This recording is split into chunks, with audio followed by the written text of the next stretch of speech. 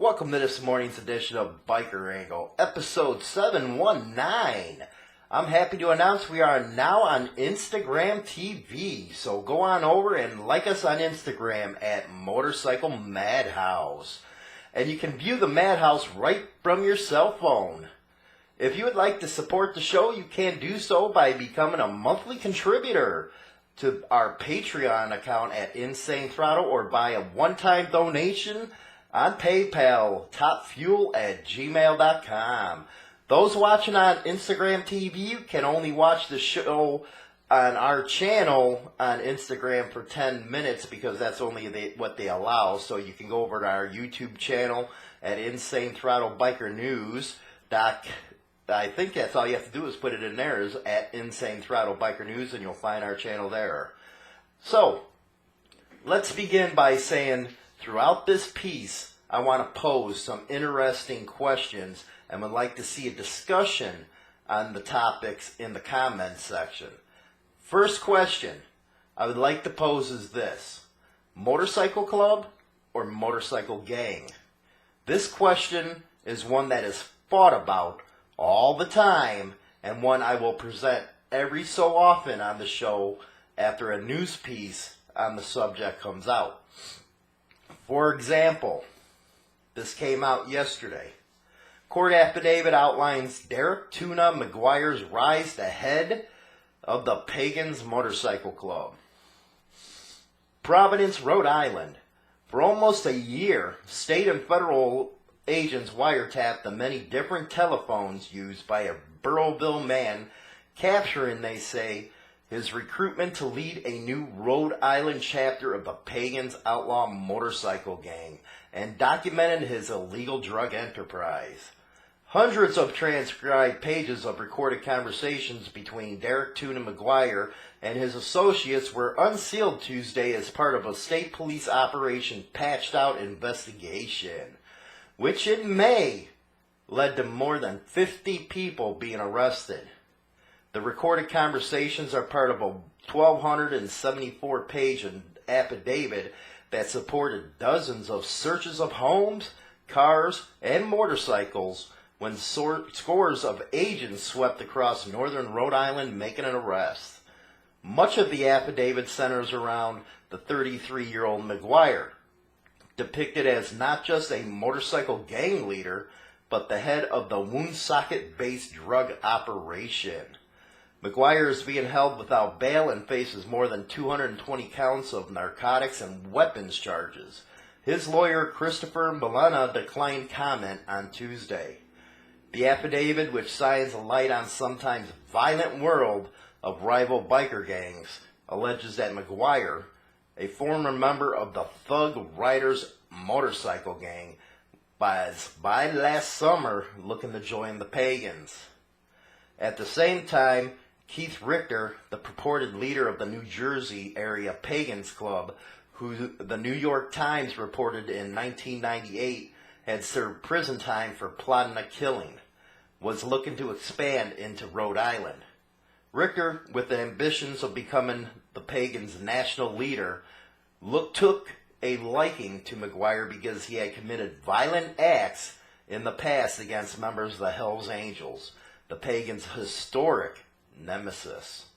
Richter, also known as Conan, was attempting to recruit and expand the Pagans Motorcycle Club and establish a Rhode Island chapter with Derek S. McGuire as the chapter president, says the affidavit. McGuire took a mandatory trip to Elizabeth, New Jersey last December to meet with members of the Pagans. Then he returned to Rhode Island and faced the doldrums of normal life, like plowing out a hospital parking lot and responsibility Richter seemed to have a hard time understanding in a one-recorded conversation.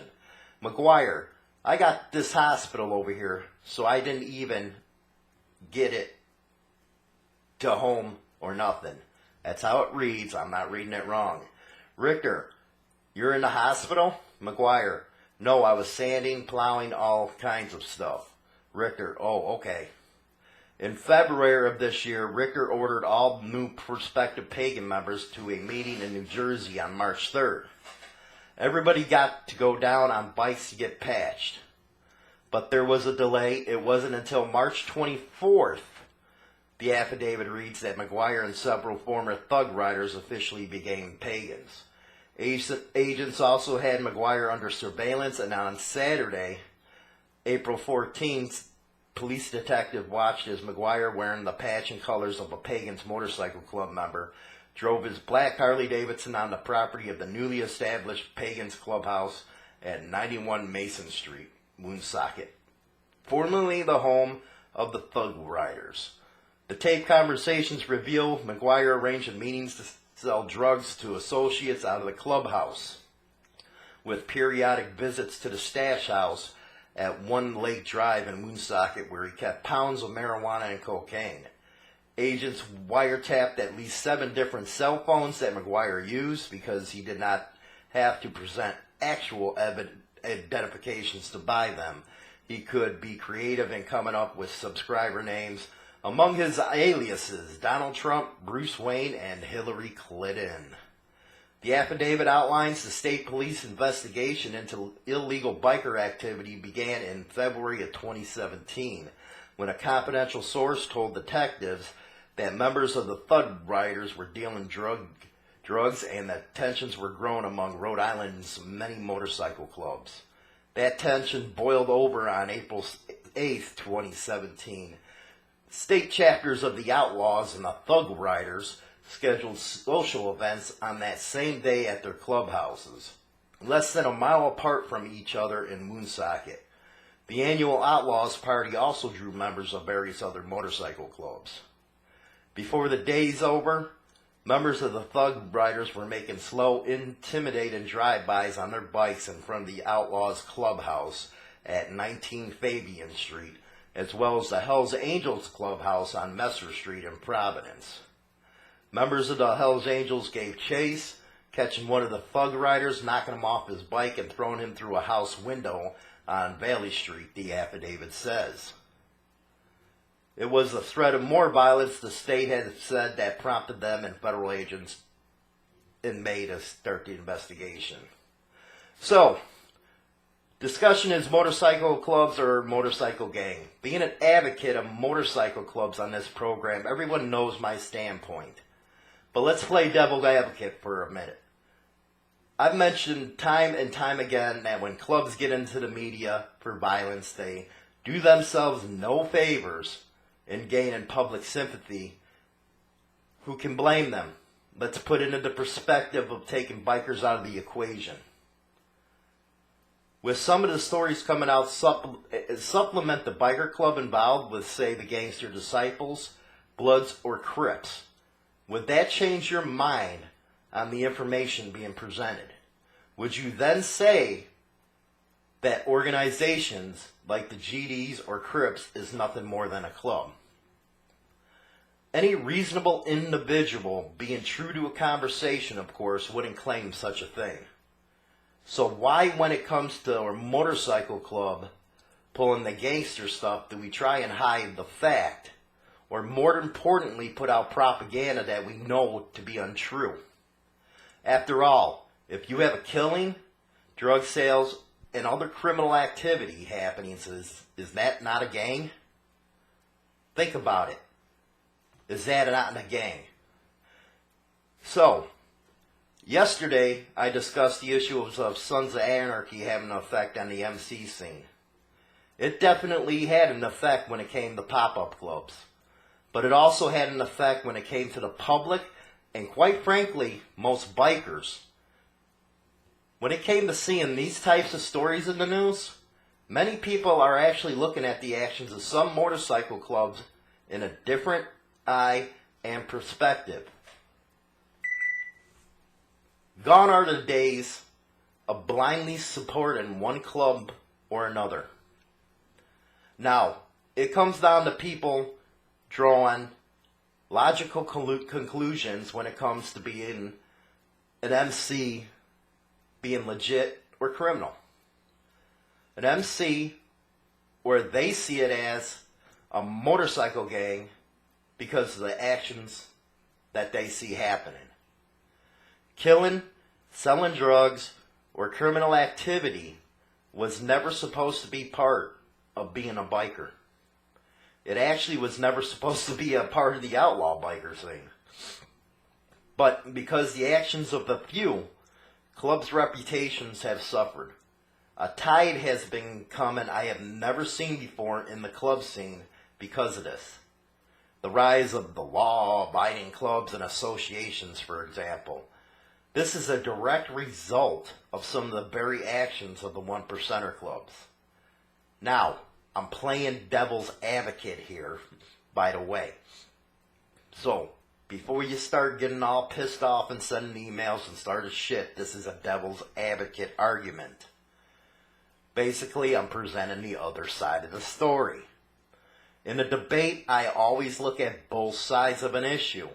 Usually, if it's a real debate, each side will have a valid argument and points to present. The other side of this question presents a pretty straightforward argument. If you think about it, again, if you perform the exercise of taking a news story and removing the club and inserting a street gang, you can start to see the reason why the question of, is it a motorcycle club or motorcycle gang, a valid one? These are the questions that citizens see all the time. If they're not riding a bike and they're just everyday Joes and they see this kind of shit in the news, of course they're going to say, and they're going to side with the news when it comes to being a motorcycle gang. So, let's move on. Focus on Harley-Davidson for a minute here. It's been having decline in sales and interest, actually, from consumers not wanting to buy the products. So, focusing on the financial side of Harley-Davidson for a minute. The service business has grown exponentially over the past several years. By my estimate, half of all Harley-Davidson sales are financed by HDFS, which is their financial service. Rather than scrutinize and sell loans, as they did in the past, HDFS has been retaining these loans on the balance sheet. An increase in defaults could cause major losses. With that said, liquidating receivables would drive the company to a net cash balance. The company is not as levered as many investors believe. This idea was discussed more in depth with members of an investing community, Industrial Insights. The dramatic saga of Harley-Davidson has been well documented. Decline in interest in bikes from the younger generation, poor choices on model design and pricing, higher raw material costs, and the Trump European tariff entanglement have all made major headlines. All of those concerns are valid and very important to the long-term story of the revenue and unit sales. However, the financial arm run via Harley-Davidson Financial Services does not get much press. Over the past several years, the company has moved away from selling loans it has originated, retaining all the risk of default on its balance sheet. While this has been a boost to operating income, it could bring problems down the line. Further, with it likely now that nearly half of motorcycle sales are financed through HDFS and more including third-party lenders, there's a risk that demand could collapse significantly. So, the takeaway, Harley-Davidson has begun to retain more risk on its balance sheet, becoming increasingly reliant on the sweet interest income as per unit profit margins fall in the motorcycle business. Given the continued pressure on the base of the business, it is likely that management will continue to rely on financial services to keep earnings elevated. On the bright side, what some investors view as a levered company, 5.9 million in debt in quarter one 2018, actually could run a net cash balance If Harley-Davidson elected to monetize its financial receivables, it could settle all of its outstanding debt in these loans sold at par. That is big so long as Harley-Davidson customers keep making their payments. In my view, a major securitization sale is a strong positive interest in driving into the stock and smaller investors, with the added benefit that Harley-Davidson can still strip off some income from those loans and servicing the rights. Now, this was from an article in the newspaper, of course, because I wouldn't get into all this as the takeaway. The takeaway to me is it looks like Harley-Davidson is pumping up their numbers by their financial side of the company. So, in actuality, their earnings are 50% from their financial services, which means they're not selling many new bikes out there. And there's a perfect example why they're not selling the bikes. The bikes ain't being sold is because they got away from the base customers. They went through the roof with their products, and quite frankly, they're too late when they announced 100 new different models in the next few years. They're too late. They should have done that 20 years ago. Basically, Harley-Davidson's became the grandpa bike. That's what's said on the street by this younger generation. And you know what? The younger generation has a hard enough time getting off the Xbox and, PlayStation to afford a $20,000 new bike. So, they go for the foreign bikes. That's the way it is. And that's my thoughts today on the biker angle. Hope you enjoyed it. Hope you get in, the conversation and all that stuff about motorcycle club or motorcycle gang. We're hitting on this segment, we hit on their side of the argument. The other day I gave our side of the argument. So, what's the conversation? Let me know. And you guys enjoy the day and make sure you crack that throttle and keep the rubber side down.